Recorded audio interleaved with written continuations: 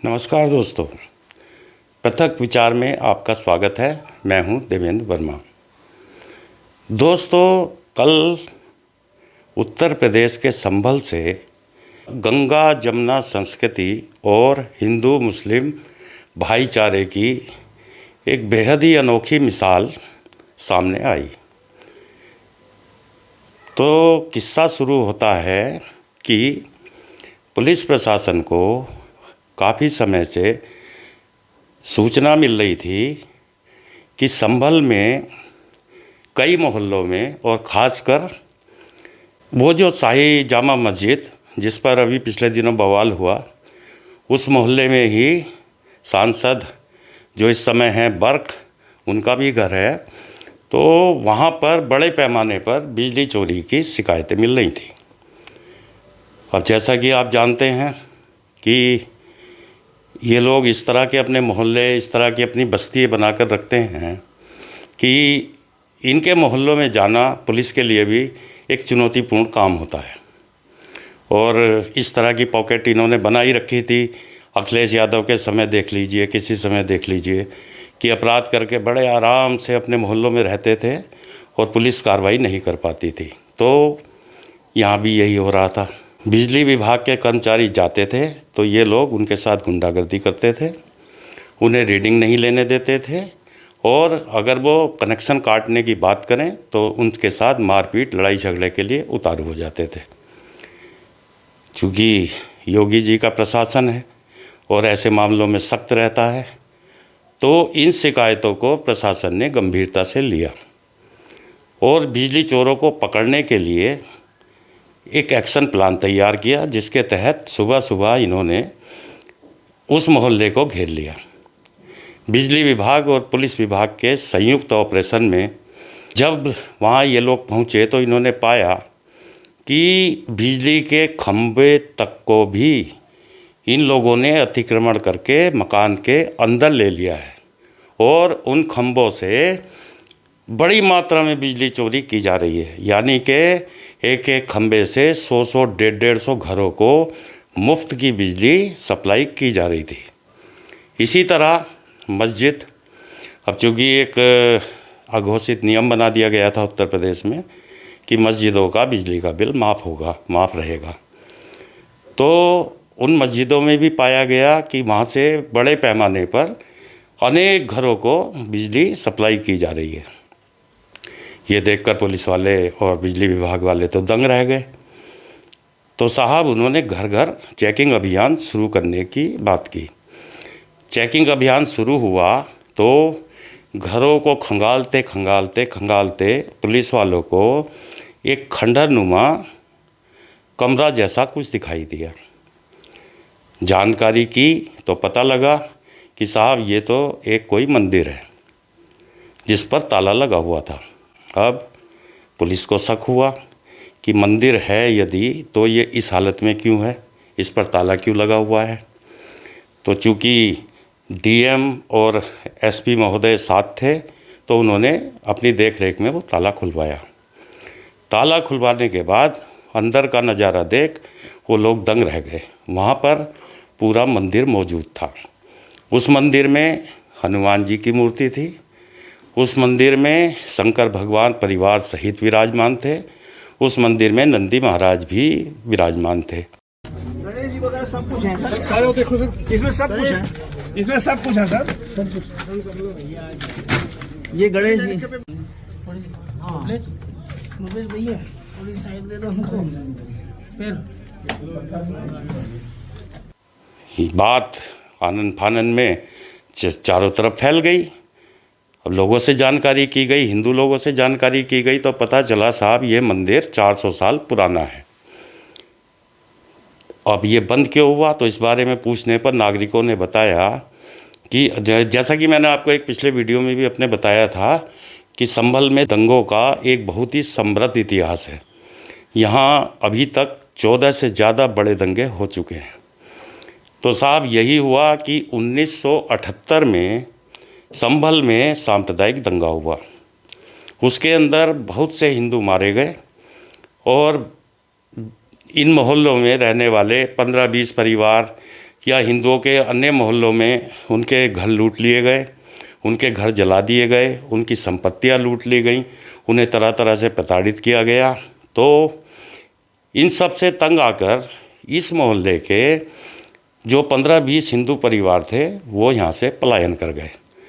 अब पलायन कराना ही इनका मुख्य उद्देश्य होता ही है, ताकि उनकी संपत्तियाँ औने मोने भाव पर ली जा सकें या कब्जाई जा सकें। तो वही इस मामले में भी हुआ। तो हिंदू यहाँ से पलायन कर कर सुरक्षित इलाकों में चले गए, लेकिन मंदिर तो वहीं रहना था, मंदिर वहीं रहा। हिंदुओं ने तय किया कि इस मंदिर में सुबह शाम पूजा आरती चलती रहे, साफ़ सफाई होती रहे। इसके लिए उन्होंने किसी पुजारी का प्रबंध किया।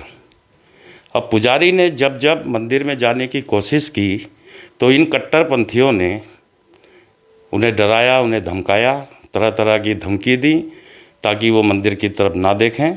और इस तरह कोई पुजारी डर के मारे वहाँ जाने रहने के लिए तैयार नहीं हुआ और धीरे धीरे ये मंदिर सुनसान होता गया। आखिर में तंग आकर हिंदू निवासियों ने उस मंदिर में ताला लगा दिया।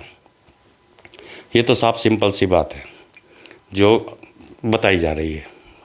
अब मेन बात क्या है? मेन बात ये है कि ये मंदिर जो 400 साल पुराना बताया जाता है और सन 1978 से बंद पड़ा है, इस मंदिर के बारे में योगी जी से पहले की किसी भी सरकार ने कभी सुध ली? जी नहीं।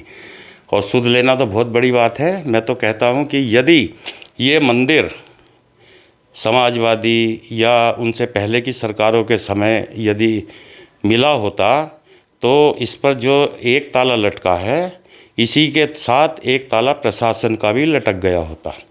लेकिन चूँकि उत्तर प्रदेश में तो योगी बाबा की सरकार है, तो लोगों को जैसे ही पता चला मंदिर मिलने का तो वहाँ तो भीड़ इकट्ठा हो गई। खुद प्रशासनिक अधिकारियों, डीएम, एसपी आदि ने मंदिर की साफ़ सफाई की। उसके चारों तरफ अतिक्रमण के खिलाफ तुरंत युद्ध स्तर पर अभियान छेड़ा और पुजारी की व्यवस्था की ताकि वहाँ पर दोबारा से पूजा अर्चना शुरू की जा सके। इतने कुछ होने के बाद हमारे विपक्ष के किसी भी आदमी ने इस चीज़ पे अभी तक कोई बयान नहीं दिया। ये कितने ताज्जुब की बात है। और ये वही लोग हैं जो हर मामले में गंगा जमुना तहजीब और हिंदू मुस्लिम भाईचारे की बात करते हैं। अब गंगा जमुना तहजीब की जहाँ तक बात है, मुझे तो इस शब्द से ही आपत्ति है। भाई गंगा भी हमारी और जमुना भी हमारी। कोई ऐसा तो है नहीं कि हिंदू लोग गंगा की पूजा करते थे और ये मुसलमान लोग जमुना की पूजा करते थे, दोनों आपस में प्यार से रहने लगे तो ये गंगा जमुना तहजीब हो गई। ऐसा तो कुछ नहीं है ना। तो फिर ये गंगा जमुना तहजीब का आविष्कार किसने किया? नेचुरल सी बात है, कांग्रेस लंबे समय सत्ता में रही तो एक तरफ तो वो गंगा जमुना तहजीब और हिंदू मुस्लिम भाईचारा की बात करके हिंदुओं को बरगलाती रही, जबकि दूसरी तरफ अपने मुस्लिम समुदाय को पुष्ट करने के लिए उनके पक्ष में तरह तरह के कानून लाती रही, जिसका सबसे उत्कृष्ट उदाहरण है मुस्लिम वक्फ बोर्ड, साथ ही मुस्लिम पर्सनल लॉ। तो उनको खुश करने के लिए, उनको पुष्ट करने के लिए तो तरह तरह के षड्यंत्र रचती रही और दूसरी तरफ हिंदुओं को बचाने के लिए हिंदू मुस्लिम भाईचारा, गंगा जमुना तहजीब जैसे शब्दों के झुनझुने पकड़ा दिए कि इसको बजाते रहो। अब चूँकि योगी बाबा की सरकार है तो न्याय की उम्मीद तो रहती ही है, वरना जिस तरह से ये मंदिर मिला है, अगर देखें तो देश भर के अंदर इस तरह के न जाने कितने मंदिर होंगे कि जहाँ पर हिंदू अल्पसंख्यक हो गए और इन लोगों ने उन मंदिरों को नष्ट कर दिया या इसी तरह से उन पर कब्जा कर लिया। इस मंदिर में भी, इस 400 साल पुराने मंदिर में, कि ये काफ़ी ज़मीन हुआ करती थी इस मंदिर की, उस पर सब पर कब्जा हो गया। इसके अलावा उसी समय का एक प्राचीन पीपल का पेड़ था, उसे भी इन लोगों ने काट दिया। और उसी समय का एक प्राचीन कुआं हुआ करता था, उसको भी इन्होंने पाट दिया और उन पर कब्जा कर लिया। प्रशासन ने कल बुलडोज़र चलाया है, काफ़ी हद तक ज़मीन मुक्त करा ली गई है। साथ ही अब चूँकि योगी बाबा हैं, वो हिसाब लिए बिना तो छोड़ेंगे नहीं, तो प्रशासन ने ये घोषणा की है कि इस मंदिर की ज़मीन पर कब्जा करने वालों को और इस मंदिर को उजाड़ने वालों पर सुसंगत धाराओं में कार्रवाई की जाएगी। और साथ ही दरवाजा खोला गया तो पाया गया कि धूल धूसरित यह मंदिर है और इसको बोरों से ढक दिया गया है। इसकी सफाई की गई और जिन्होंने यह अतिक्रमण किया है यह जानकारी करते हुए कार्रवाई की जाएगी। तो मित्रों, इस कांग्रेस ने जो तरह तरह के इस तरह के नारे गढ़कर हिंदुओं को शुरू से मूर्ख बनाया है, इससे सनातन समाज को किस कदर हानि पहुंची है, इसकी ये एक बानगी भर है।